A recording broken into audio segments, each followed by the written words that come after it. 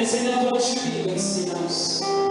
Et ton esprit ce matin désire parler à un cœur. Ton esprit ce matin désire parler à une destinée. Seigneur, je crois que pour chacun, tu as une réponse. Pour chacun, Seigneur, je crois que tu as un mot. Pour chacun, Seigneur, je crois que tu as quelque chose à apporter, quelque chose à modifier, quelque chose à transformer. Alors laisse que nous puissions nous approcher davantage de toi. Laisse, Seigneur, que nous soyons à tes pieds maintenant. Seigneur, nous voulons être comme cette femme qui avait choisi la bonne part, parce que nous avons besoin de recevoir de toi. Si le groupe de louange peut reprendre ce cantique, pendant ce temps, chacun de nous va prier. Chacun de nous va préparer son cœur en disant, Seigneur, laisse que tu ne me parles. Le Seigneur veut parler à quelqu'un qui est prêt à entendre.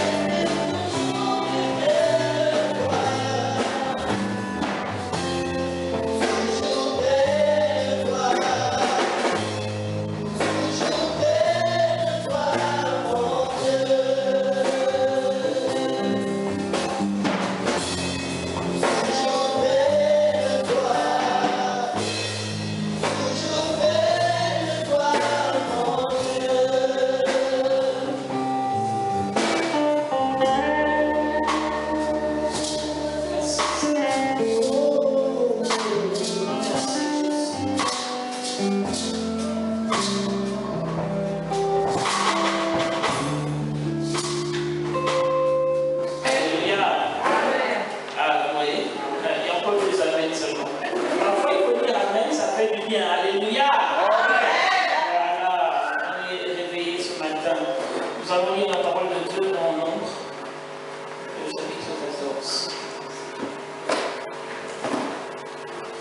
Nous allons commencer la lecture au verset 8. C'est un passage que l'évangéliste Berthe a lu la semaine dernière, le dimanche dernier, et j'aimerais juste qu'on prenne le verset 8. Au lieu de la parole du Seigneur, rendons grâce à Dieu. Si l'Éternel nous est favorable, il nous y conduira et nous le donnera. C'est un pays où coule le lait et le miel. Seulement, ne vous révoltez pas contre l'Éternel et n'ayez pas peur des habitants de ce pays, car nous ne ferons d'eux qu'une bouchée. Ils n'ont plus de protection et l'Éternel est avec nous. N'ayez pas peur d'eux. Amen. Amen. Amen. C'est tiré donc de l'histoire que nous avons lue en long et en large dimanche dernier. C'est les espions qui ont été envoyés à Canaan et qui reviennent faire leur rapport. Et la Bible dit que de tous ceux qui étaient partis, ils ont tous vu la même chose. Ils ont tous vu que ce pays, effectivement, était un pays béni, où coulait le lait et le miel. ils ont tous remarqué qu'il n'était pas facile d'accès et que dans ce pays, il y avait des hommes redoutables. Tous ont pris peur, sauf deux personnes, Josué et Caleb. Et c'est Caleb qui parle au verset 8 en disant « Si l'Éternel nous est favorable, il nous y conduira et nous le donnera. » C'est un pays où le lait et le miel, seulement, ne vous révoltez pas contre l'Éternel et n'ayez pas peur des habitants de ce pays, car nous ne ferons mieux que nous toucher. Ils n'ont plus de protection et l'Éternel est avec nous. Josué et Caleb ont vu les choses que les autres ont vues, mais eux avaient une autre perception, ils avaient une autre compréhension, ils avaient une autre espérance. La Bible dit qu'effectivement, il y avait un obstacle à ce qu'ils puissent jouir totalement de ce pays que l'Éternel leur avait promis. Mais eux ont cru que l'Éternel était capable de vaincre ses ennemis. Amen. Or, les autres se sont dit non, devant la grandeur de ces hommes, devant leur capacité, nous ne pourrons pas faire long feu. C'est sûr que nous allons mourir. Et eux ont dit non, continuons d'espérer. Ce matin, j'aimerais partager avec vous sur le thème « Bats-toi pour ton héritage ». Yes. Bats-toi pour ton héritage. Vous savez, l'héritage, c'est quelque chose, quand j'ai regardé dans le dictionnaire, la définition, c'est écrit un bien acquis ou transmis par voie de succession. Moi, j'aimerais ajouter à cette définition qu'en général, ceux qui héritent, ce sont ceux qui sont nés d'eux, qui sont fils ou filles, ou ce sont ceux que l'on aime, que l'on a choisis. Parce qu'aujourd'hui, on entend qu'il y a des personnes qui donnent leur héritage à leurs animaux de compagnie, à leurs chiens, à leurs chats. Moi, j'aimerais bien voir ces chiens-là. Mais, en général, et de toute manière, ici en France, tu veux ou tu veux pas. Tu es fâché avec les enfants ou tu n'es pas fâché. Quand tu meurs, ils vont hériter. Donc, vous avez intérêt à ton bon terme. Ah, parce qu'ils vont réclamer. C'est quelque chose qui est dû.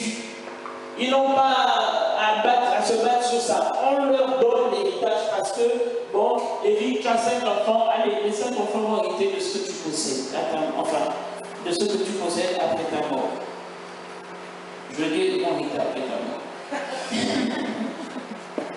Et ça, je me souviens que je connais un homme qui était en très mauvais terme avec ses enfants et quand il est décédé, il n'avait pas eu le temps de réellement se remettre ensemble, de réellement se rapprocher. Il est décédé et les enfants ont demandé, on réclamait leur héritage. Ils ont dit, fâché ou pas, c'était notre père. Et il avait les biens, et ben c'est pour vous. Et la loi leur donne raison.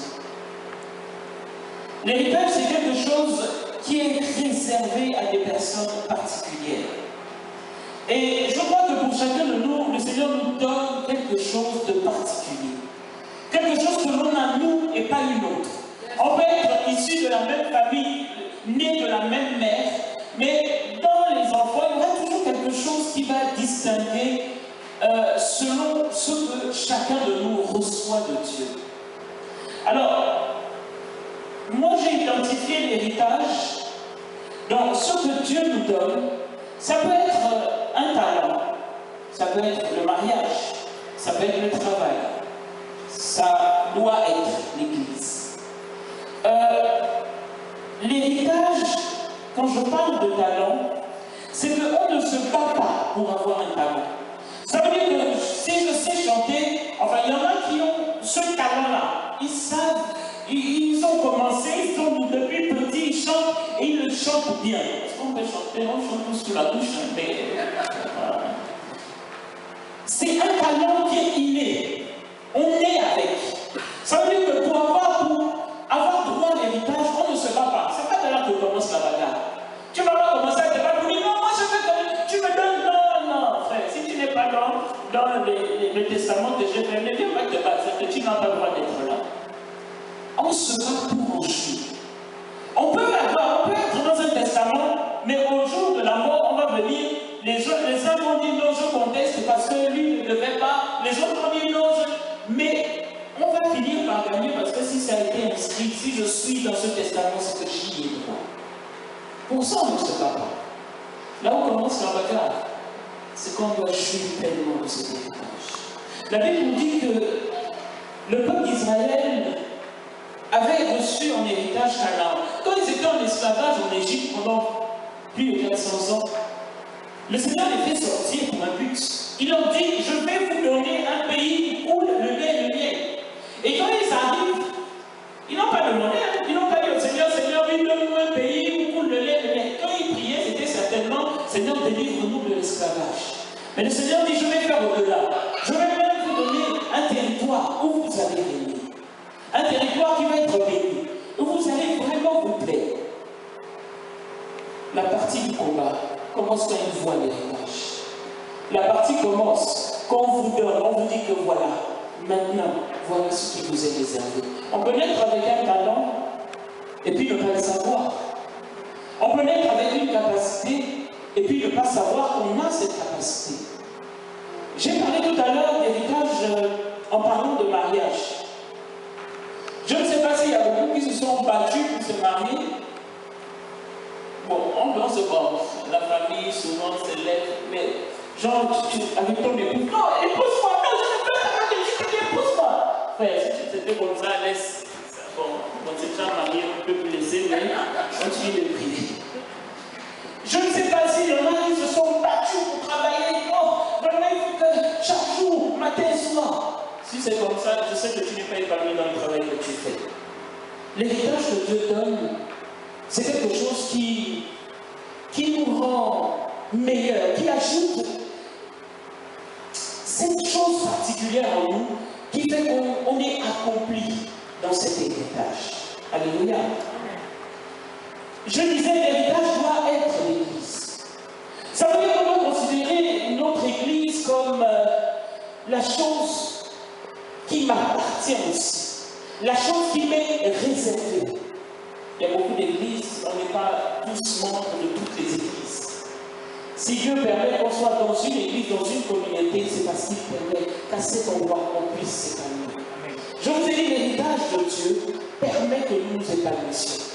Quand il nous donne quelque chose, quand il nous réserve quelque chose pour nous, c'est pour que nous nous épanouissions dans la possession de cette chose.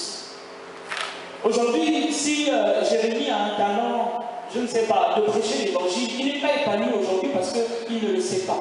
Même s'il va parler, parce que souvent il ne parle pas encore, mais tous les jours, je ne sais pas s'il crie, il est toujours en train de faire des bagarres. J'ai dit, les frères, tu ne parles pas, qu'est-ce que tu veux dire? Je ne sais pas, même translate ou un truc, un décodeur pour que je comprenne, mais il est toujours en train de vouloir dire des choses. Et je dis ici, le Seigneur, disons, lui donne le talent de prêcher, lui donne le talent d'évangéliser. Mais là, actuellement, il y a un an, je ne sais pas combien de mois, c'est pas là qu'il va s'épanouir comme ça. Mais vous verrez que quand il va prendre conscience de ce que Dieu a mis en lui, il se sentira bien quand il sera dans l'évangélisation. Pendant que d'autres vont toujours hésiter, d'autres vont toujours se plaindre pour aller le faire, lui sera le premier à le faire. Il y en a qui ont cet héritage dans la chanson, ce truc qu'on leur a donné depuis qu'ils sont petits. Et quand ils chantent, il y a quelque chose en eux, et même pour ceux qui écoutent. On se dit, quand cette personne la chante, oui, tout le monde chante, mais elle, quand elle chante, il y a quelque chose. Alléluia. Il y a des mariages qui donnent envie. Ah, quand je vois ce couple, vraiment j'ai envie de me marier. Il y a des mariages où on voit, on se dit, non, réellement, il y a quelque chose en eux, il y a une complicité, il y a une façon de faire entre eux qui fait que moi, quand je vois ça, ça me donne envie. Il y a d'autres mariages aussi, bon, on va pas citer cela. Mais ce que je veux qu'on retienne, c'est que quand Dieu nous réserve quelque chose, il nous le réserve pour nous. Et quand il nous le donne, on ne se bat pas pour l'obtenir. Quand il nous a donné le salut, on n'a pas commencé à négocier avec lui. Non, Seigneur, sauve-moi. Non, je ne veux pas te sauver. Si, Seigneur,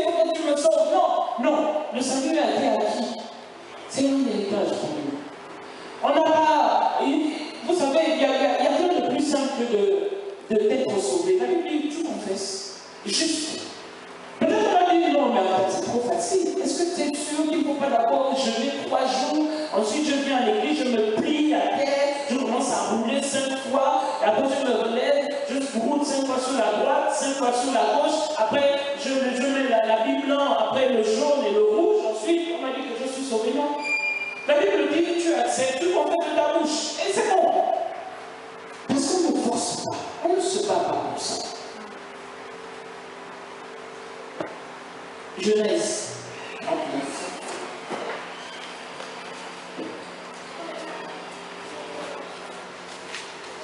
Mais dans notre héritage, le Seigneur procède toujours de manière à nous faire goûter, nous donner un avant-goût de ce qu'il nous réserve. Amen.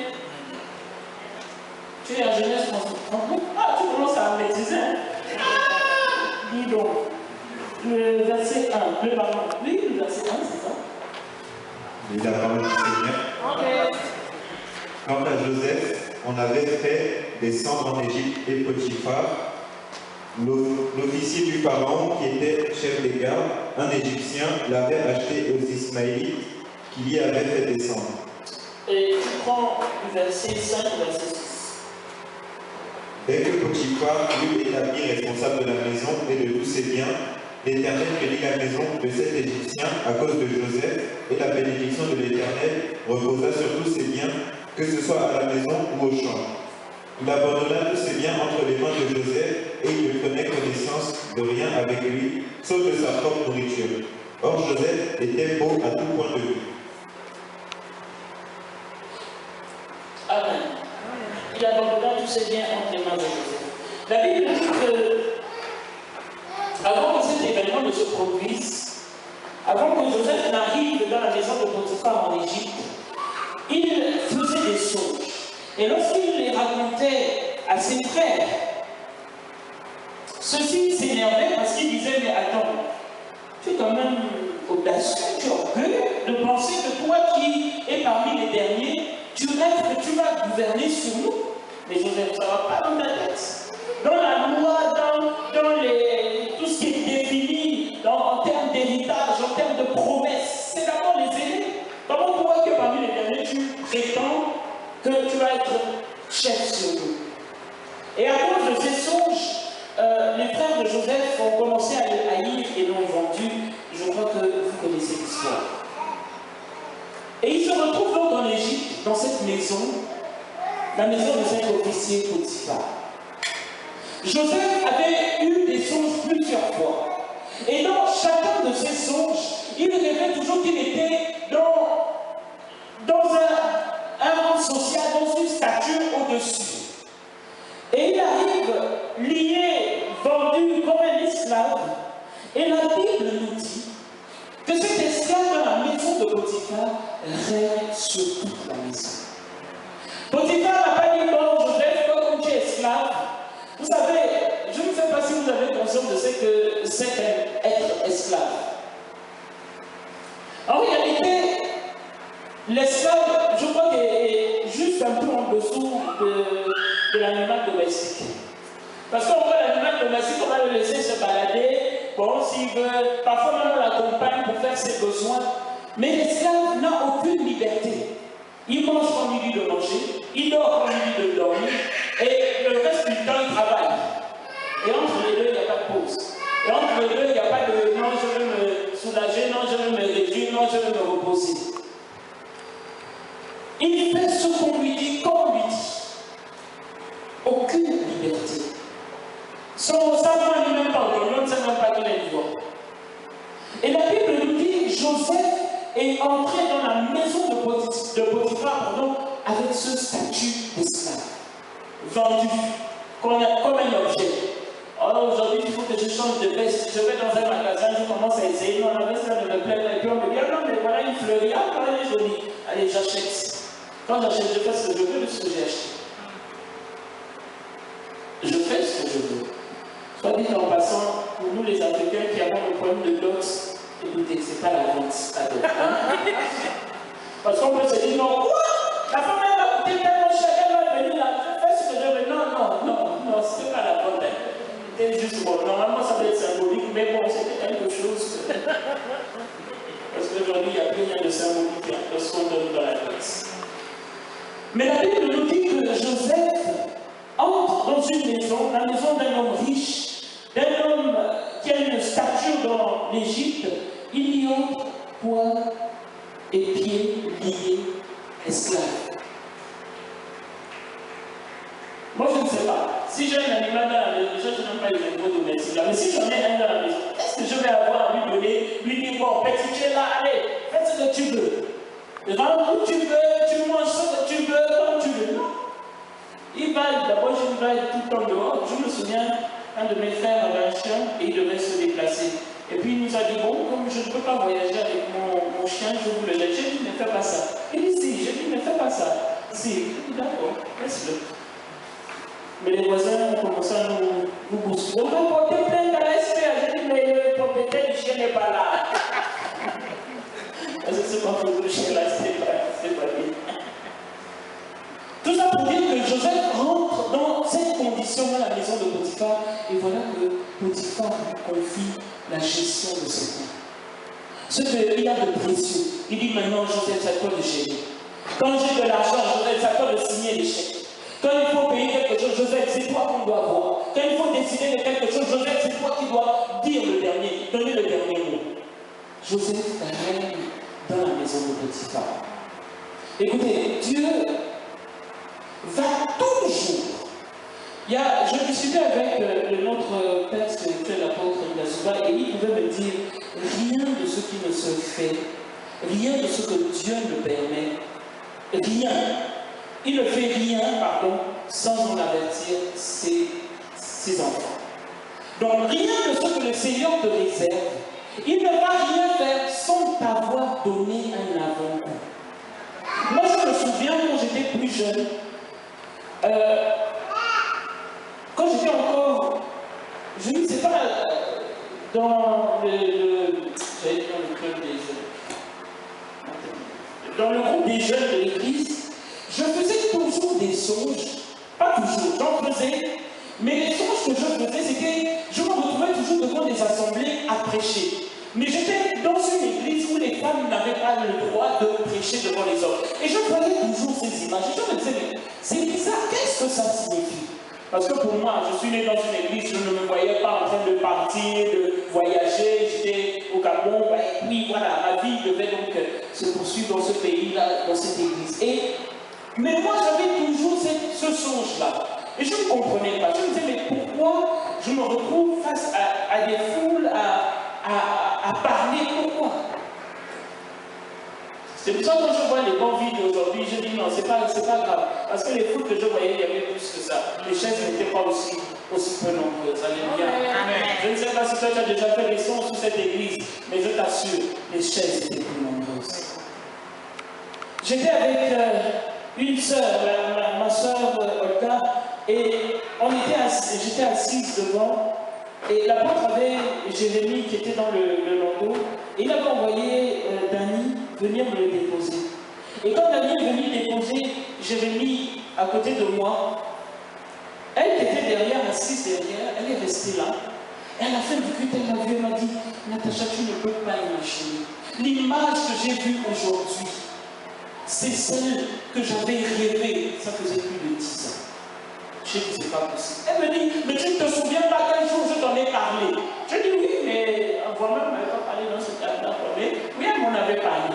Elle dit, mais c'est exactement cette image que j'avais vue. Et quand ça s'est produit, j'ai failli éclater, mais pendant l'état dit, je me suis contenu. Ce que le Seigneur fait, il nous prévient toujours. Ce qu'il accorde dans nos vies, il nous le montre à un moment ou à un autre, toujours. Et ce matin, le Seigneur dit, bats-toi pour ce que je t'ai donné. Bats-toi pour ces choses que tu as eues sans te battre. Parce que maintenant, le combat va commencer. Alléluia. Joseph se retrouve dans la maison de Potiphar où il a un avant-goût de ce dont il rêvait. Mais la maison de Potiphar n'était qu'un avant-goût. Si ce n'était pas Joseph, un homme craignant l'Éternel, je suis sûr qu'il se serait arrêté dans cette maison, couchant avec la femme de Potiphar, il aurait eu encore plus belle couverture. Parce que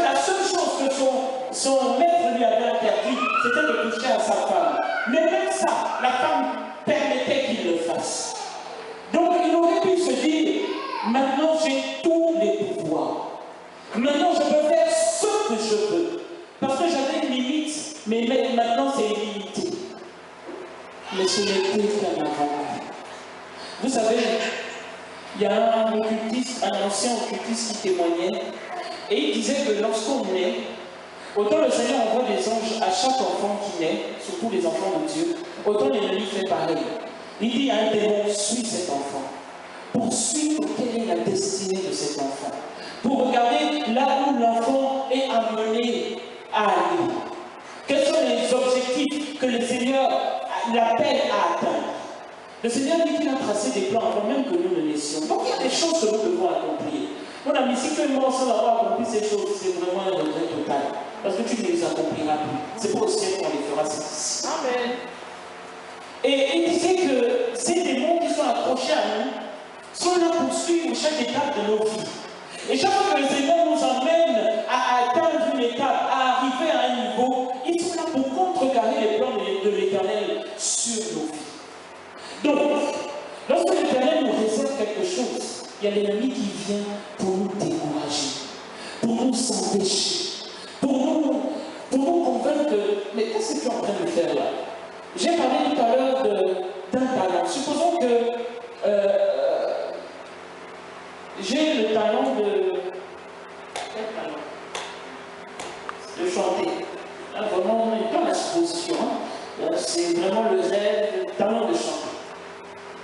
Et puis, je commence à chanter, mais je me rends compte que quand le groupe de louange ne veut pas de moi, je dis, oh, mais pourquoi moi je sens que je suis appelé à chanter? Vraiment, quand je vois ma vie sans le chant, je sens que je ne serai pas épanoui.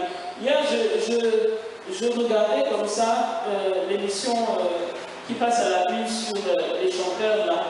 Et la phrase qui revient souvent, c'est « Je suis né pour ça. Je suis né pour chanter. » Parce qu'il y a des gens qui, effectivement, connaissent ce qu'ils sont. Alors, supposons que moi, je sois né pour chanter, et puis que je n'ai pas les dispositions, le cadre du groupe de louange ne me plaît pas. J'ai dit non, moi, le groupe de louange, j'ai assisté à 2 ou 3 répétitions. Chaque fois, ils m'ont mal parlé. Chaque fois que je veux proposer, on ne m'écoute pas. Je ne me sens pas bien là-bas. Et puis, bon, ça, c'est le premier obstacle. Et puis, je me dis, non, finalement, non, peut-être que, en réalité, ce n'était pas le chant, ma voix. Peut-être que je me suis fait des idées à force d'écouter, il y a de plus en plus d'émissions de chant, il y a de plus en plus. Peut-être que c'est ça qui m'a plu. Et puis on repart dans la prière. Le Seigneur nous convainc que c'est vraiment là qu'il nous veut. Deuxième tentative. Bon, on vient, il n'y a pas de chant, et puis on me dit, tu as la présidence, entonne un chant. Quand j'entends les chants, les gens sont en train de rire pendant que je suis en train de chanter. Ça veut dire que l'ennemi va toujours mettre sur notre chemin des obstacles qui nous paraîtront insurmontables. Mais l'Éternel dit, ne regardons pas à cela, surtout battons-nous pour ce que nous avons. Quand nous venons à l'église, de toute façon, on vient le mercredi ou le vendredi, on a l'impression qu'on se dit, ah, bon, alors peut-être le dimanche, il faut que je prenne sur la nécessité de prier. Non, dimanche prochain, je vais prêcher sur la nécessité d'écouter les enseignements. On peut être découragé en se disant, mais je suis venu un mercredi et on était 2. Le mercredi d'après, on était 3. Mais comment ça se fait que les mercredis, on nous dit qu'il faut être là, on est aussi peu nombreux. Mais le Seigneur dit, bats-toi, c'est ton héritage, c'est ton église. Bats-toi pour cela. Maintenant, je vous assure que le vendredi, je n'étais pas fatigué. Quel terme je peux employer? Avant de fatigue, il n'y a pas de terme. J'étais lessivé. Et je me disais, bon, je suis à la prédication dimanche. Je dis, bon Seigneur, tu vas appeler l'ancien Maurice. Je dis, pasteur, là, comme tu es de l'après-midi, écoute, tu n'as qu'à prêcher aussi le matin parce que je n'aurai pas le courage. Et pendant que j'étais en train de penser à ça, le Seigneur me dit, bats-toi. Alléluia. Amen. Bats-toi. La fatigue est là. Ça ne veut pas dire que je ne suis pas fatigué. Ça ne veut pas dire que je ne fais pas d'effort. Oh, alors que j'étais fatigué vendredi, il fallait que je vienne samedi. Alors que j'étais fatigué samedi, il fallait que je vienne aujourd'hui. Et moi, pour que je vienne aujourd'hui à l'heure, il faut que je me réveille entre 4h30 4h45 du matin. Parce que je prends le train. Et si je rate le seul train de 6h30, c'est mort. Je suis en retard. Et chaque fois que j'ai vu le pauvre, chaque fois que je l'ai vu, il me regarde toujours du coin de là en disant, mais qu'est-ce que tu fais là, 6h? Les 6h moins, maman. Mais parce qu'il faut se battre. J'aurais pu me dire, non, moi, bon, je change mes habitudes parce que le culte du matin, je ne pourrai plus. Je vais aller juste l'après-midi, et puis l'après-midi, je verrai. Non, je dis, au-delà des obstacles, il faut se battre. Je me bats parce que je considère que l'Église, c'est mon héritage. Je me bats parce que je considère qu'il y a quelque chose que Dieu m'a donné. C'est d'être à cet endroit, à cette heure, à ma place. Il faut que j'y sois. Et parfois, c'est dur. Parfois, les obstacles se multiplient. Je vous assure, le samedi, je voulais être là à l'heure. Je me suis réveillé à 6h. Ensuite, je me suis réveillé à 9h. Et comme lui était fatigué, je l'ai laissé dormir histoire de... Mais j'ai quand même raté mon train. Je suis mince alors. J'ai dit, Seigneur, tu sais. Mais j'ai dit, mais il faut quand même que j'y arrive. Il faut que je sois là. Je vous assure, quand Dieu vous donne une convocation, quand Dieu fait quelque chose dans vos vies, quand Dieu fait quelque chose pour vous, c'est pour que sa gloire soit manifestée. Amen. Dans la définition de l'héritage, on dit que c'est transmis par voie de succession. C'est-à-dire que le Seigneur a besoin de personnes qui le succèdent sur la terre. Il a besoin, parce qu'il n'est plus là pour marcher, que lorsqu'on vous voit marcher, on dise, ah, est-ce que ça c'est pas Jésus? Ah non, ah, c'est Jean-Martial. Parce que tu marches comme lui. Parce que tu fais comme lui. Il a besoin de ça. C'est pour ça qu'il nous dote de ces choses, de ces héritages. Vous savez, il y a des mariages qui vont faire que d'autres vont se marier parce qu'ils vous ont vu marier. Ils ont vu votre complicité. Ils ont vu que pour eux, c'est comme un modèle. Il y a des talents que vous allez avoir. Et quand vous allez vous battre pour ça, j'ai le talent de chanter, mais je dois me battre. C'est-à-dire, même si je n'arrive pas à chanter, je n'arrive pas à monter une note, je dois me battre pour y arriver. Et quand vous allez vous rendre compte que vous vous battez, que vous jouissiez pleinement de cet héritage, je vous assure, vous allez vous rendre compte que les choses ne sont plus les mêmes. Amen. Quand vous chantez, les choses se passent dans l'assistance qui ne vont pas se passer quand d'autres le feront. Quand vous allez parler, des choses vont toucher, pas comme les autres. Parce que vous vous êtes battu pour cela. Alléluia. Amen. Je parle de mariage parce que hier c'était le 14 et certainement beaucoup ont fait la fête, beaucoup de couples étaient concernés par cette journée particulière. Mais je peux parler du travail. Je peux parler de beaucoup de choses. Certainement quand vous savez ce que vous avez obtenu sans vous battre. Ce que vous avez eu, sans que vous n'ayez besoin de taper dans toutes les portes, de commencer à chercher partout. Ces choses-là, c'est Dieu qui vous les a données. Amen. Ne croyez pas que vous les avez eu comme ça. Non, moi, en fait, c'est parce que je suis l'enfant de tel, je suis issu de telle région, c'est pour ça qu'à moi. Non! Non! C'est Dieu qui vous les a accordés. Et si vous les accorde, c'est parce qu'il a quelque chose à faire avec vous. C'est parce que vous avez quelque chose à faire avec. Alléluia. Amen. Je disais donc que Joseph ne s'est pas arrêté à Potiphar parce que l'objectif pour Dieu, ce n'était pas Potiphar. Josué et Caleb avaient compris que devant Canaan, il y avait ces obstacles du peuple, mais ce n'était pas la fin, parce qu'il y a quelque chose de meilleur derrière. Et l'ennemi fera toujours en sorte de créer en nous le découragement. Vous savez, je vous assure, faites l'expérience. Faites l'expérience. Dites-vous seulement aujourd'hui, bon, je vais commencer un programme de prière. Moi, maintenant, chaque jour, je vais prier à 5h du matin. Si dès minuit, vous n'avez pas les coups de fil, oh non, tu sais, en fait, je t'appelais. Tu n'as pas l'habitude de m'appeler alors. Oui, mais aujourd'hui, je ne sais pas pourquoi j'ai pensé à toi. Oh, laisse, on rapproche vite. C'est pas simple. Si vous avez fait des programmes de jeûne, le corps va réclamer d'une façon. Moi, je n'ai pas l'habitude de prendre le petit déjeuner. Moi, maintenant, ce que je fais, parfois quand j'ai envie de déjeuner, j'ai même peur de dire ça à votre voiture. Parce que je me dis que ce n'est pas possible. prononce comme ça, bon, Seigneur, je rentre en jeûne à partir de vendredi. Moi qui n'ai pas fait le matin, dès que je me lève, le ventre commence à laver. J'ai dit, mais qu'est-ce qu'il y a? C'est même pas, ça ne te conseille même pas toi quoi. Pourquoi tu m'embêtes? 10 heures. Ah, je ne vois plus rien, je ne sens plus rien, mes pieds n'avancent plus. Si je suis assise quelque part, pourquoi je vais tomber? Juste parce que, mais quand je m'entends, tout redevient normal. Juste parce que j'ai dit. Mais si je ne dis pas, je oh, je peux faire jusqu'à 15 heures, je ne vais pas manger, ça ne me dérange pas. Mais si j'ai déclaré, oh, je vais jeûner,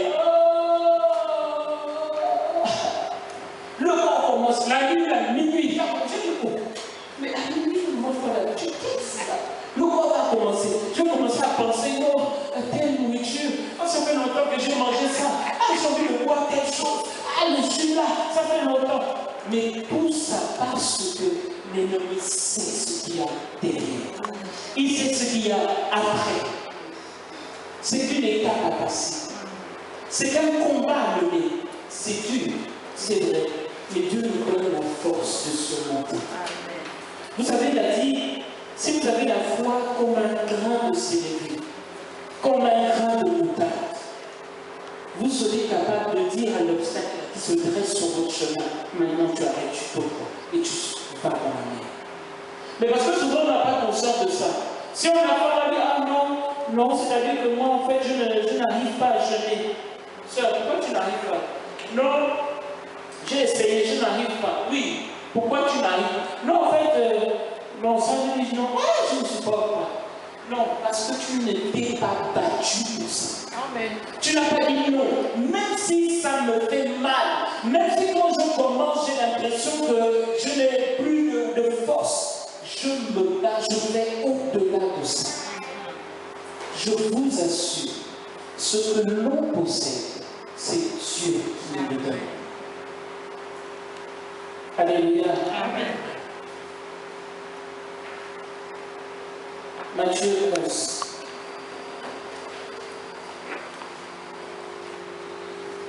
Matthieu 11, verset 12.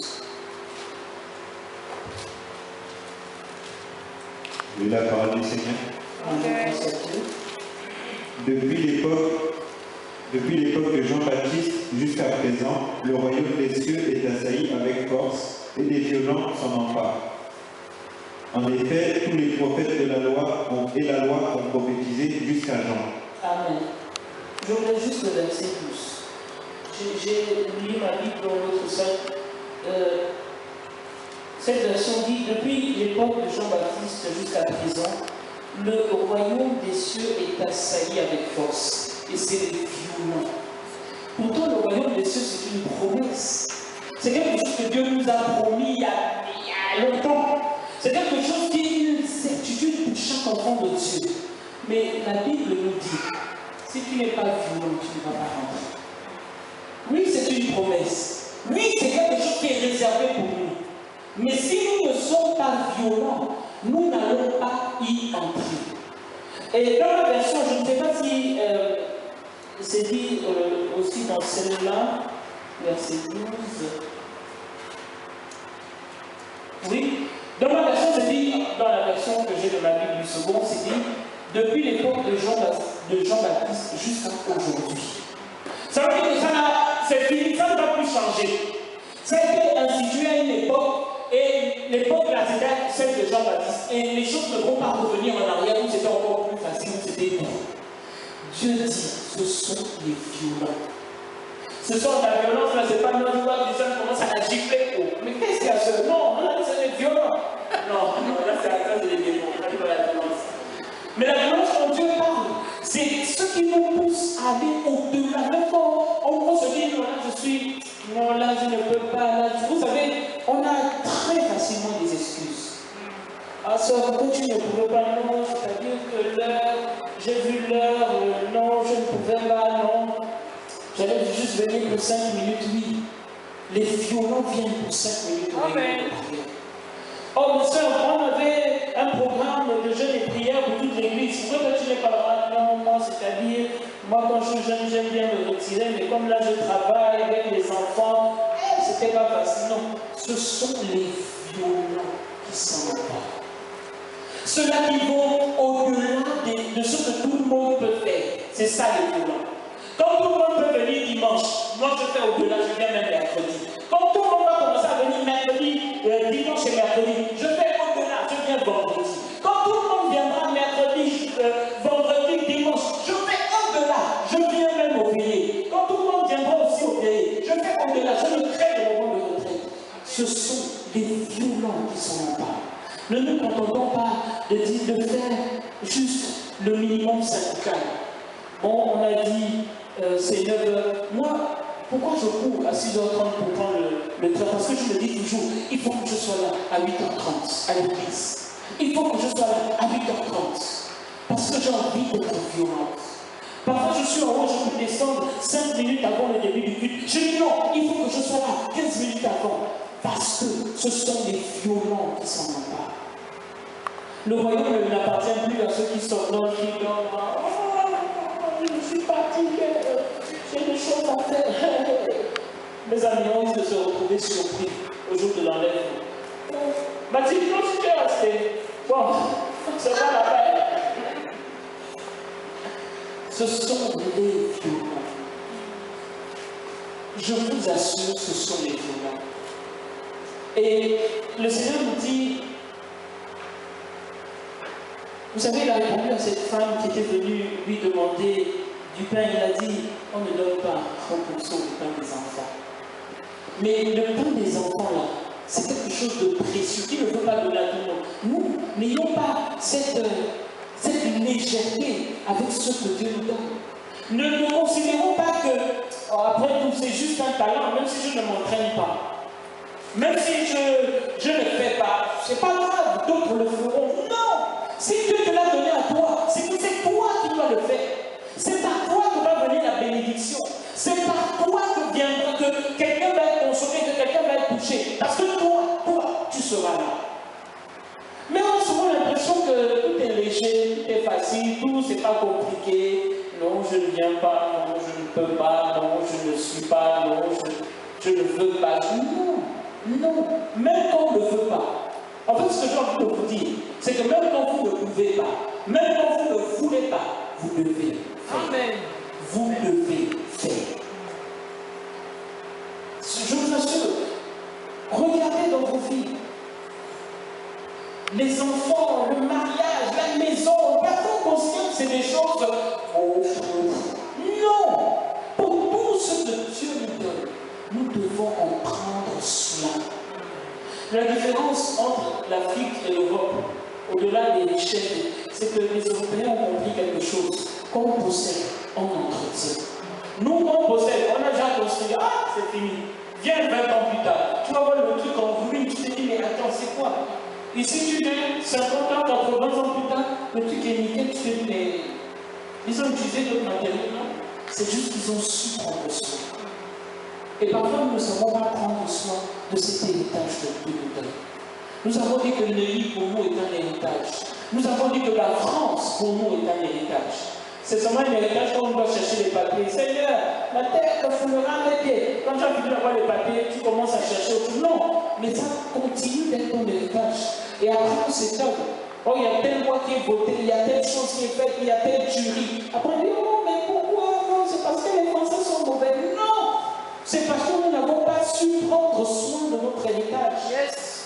C'est parce que nous n'avons pas su apporter le temps dans la prière, apporter le temps, aller vomir quand on a les papiers, on ne sait pas le faire. Parce qu'on s'est dit, ah non, ça c'est des choses des gens s'en foutent. Non!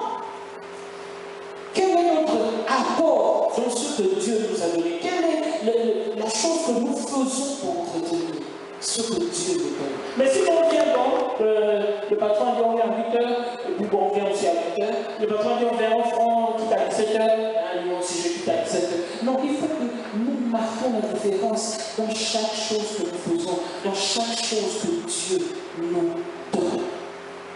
Rien de ce que nous n'avons, rien de ce que nous possédons, nous l'avons par quelqu'un d'autre, parce que nous sommes des enfants de Dieu, c'est Dieu qui nous le donne. Prenons-en soin. Prenons-en soin. Arrêtons de considérer Et là, je vais m'attarder un peu sur l'Église. Je considère que mon Église, c'est l'Église de l'apôtre Willy, de sa femme par intermittence. De temps en temps, c'est son Église, de temps en temps, c'est pas. Mais je vais lire parce que c'est l'Église de Paul. Non. Considérons que c'est notre héritage. C'est nous l'Église. Parce que Dieu a permis qu'un jour, je sois béni dans cette Église. Même si tu n'es pas béni tous les jours de l'année, mais si un seul jour, le Seigneur a permis que tu reçoives quelque chose de cette Église, considère que tu dois en prendre soin. Considère que tu dois en prendre soin. Considère que, et permettez-moi de faire juste une petite parenthèse. Une petite. Je l'ouvre, mais je la ferme très rapidement. Considère que quand on t'invite à une invitation spéciale, viens quand même, s'il te plaît. Hein? Je ferme la parenthèse. Amen. Mais nous devons prendre soin de ce que Dieu nous donne. Alléluia. Amen. Nous devons prendre soin. Je vous assure, s'il nous donne, c'est parce qu'il nous donne aussi les capacités. Il sait ce qu'il va faire avec nous. Je lisais une histoire en arrivant sur Facebook.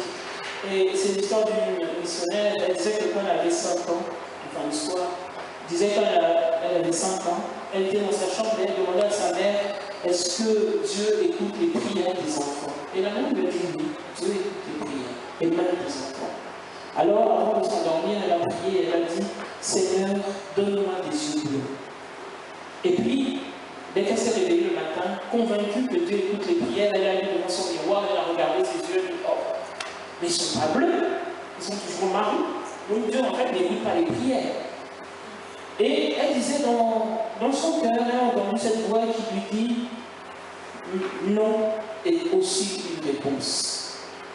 Elle se dit, pourquoi Dieu n'a pas voulu exaucer ma prière? Et des années plus tard, elle était missionnaire en Inde. Et pour évangéliser les populations, elle mettait leurs vêtements, elle mettait une crème sur son corps pour être un peu plus bronzée, pour aller plus facilement vers les populations autochtones. Et un jour, alors qu'elle se préparait pour aller évangéliser, une des sœurs qui était avec elle lui a dit, ah, heureusement que tu as les yeux marrons, que tu n'as pas les yeux bleus, parce que tu n'aurais pas réussi à te confondre dans la foule.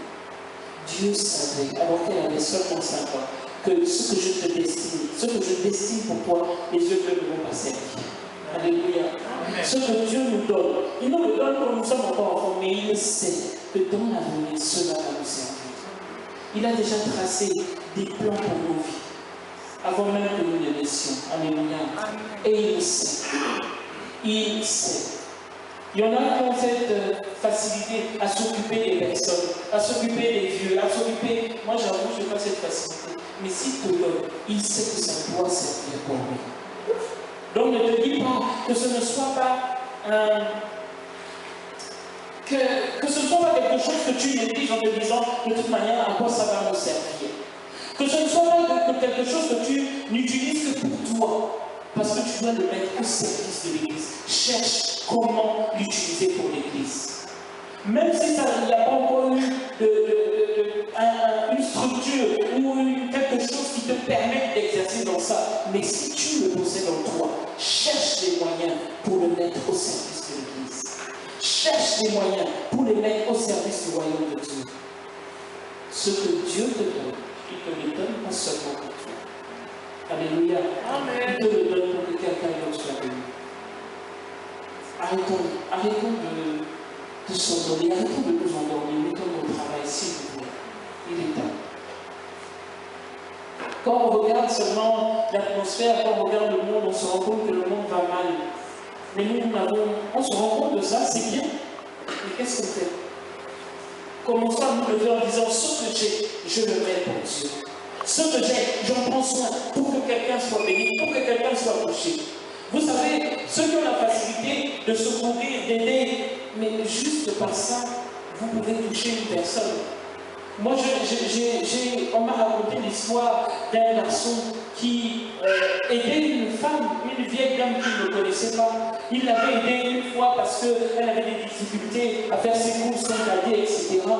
Et puis, en parlant, ils se sont liés d'amitié, et puis de plus en plus il faisait, et de plus en plus il faisait. Et au bout d'un moment, il a commencé à en faire comme un travail. Il n'était pas qualifié, personne âgée, je ne sais pas, auxiliaire de vie, mais il avait un travail. Et la femme lui donnait des milliers d'euros parce qu'elle était riche. Et elle avait plein d'argent, donc elle ne se savait pas, elle était vieille. Et cet homme a commencé même à avoir des projets de construction, plein de projets, parce qu'il avait de l'argent qui rentrait. Il a commencé à acheter, il a commencé à se marier, à avoir plein de projets. Oui, on peut se dire, non, mais ce que j'aime, moi, en fait, j'aime faire telle ou telle chose, je ne vois pas comment je peux le faire, je peux associer ça à l'Église, mais je vous assure, ce que Dieu nous donne doit servir à son nom. Notre mariage, nos talents, notre travail, nos enfants, ce qu'il nous donne doit servir pour son œuvre. Et nous devons nous battre pour que ça serve à son œuvre. L'ennemi va mettre le découragement, mais non, mais toi, qu'est-ce que ça a à voir avec l'Église? Mais non, mais toi, tu ne peux pas, tu vois bien que personne ne t'aide. Mais non, toi, tu ne... Attends, même si tu fais, tu vas savoir que tu as fait. Non, ça, c'est pas un problème. Je me bats pour que ça serve à son nom. Alléluia. Amen. Je le répète, réveillons-nous. Ni il ne sommeille, ni ne dort. Nous arrêtons de sommeiller, arrêtons de dormir. Il y a beaucoup de travail. Il y a énormément de travail. Et on n'a même pas commencé le tiers de ce qu'on doit faire. Alléluia. Amen. Nous allons faire la chose, nous allons prier.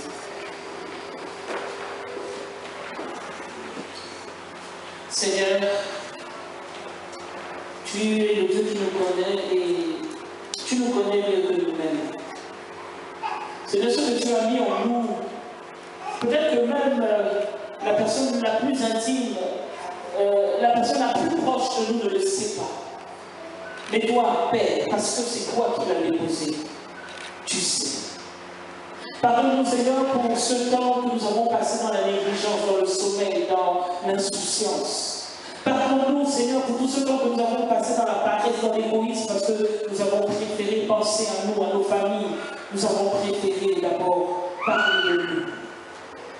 Nous voulons, Seigneur, faire les choses différemment.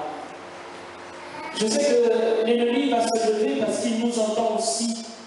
Mais je rends nul et sans effet ces actions contre ta volonté dans nos vies au nom de Jésus. Seigneur, je prie afin que tu nous remplisses de force, que tu nous remplisses, Seigneur, de ce feu, de cette volonté qui fait que devant l'épreuve, nous fonçons encore. La Bible dit que Abraham a espéré contre toute espérance. Seigneur, fais de nous ces personnes. Fais de nous ces Abraham qui osent au-delà même de ce que tout le monde te dit. Fais de nous ces personnes qui vont à contre-courant parce que nous savons qui tu es. Bénis, Seigneur, le peuple de ce matin. Bénis ceux qui ont écouté ta parole. Je te prie qu'elle soit une semence dans chaque cœur au nom de Jésus. Amen. Amen.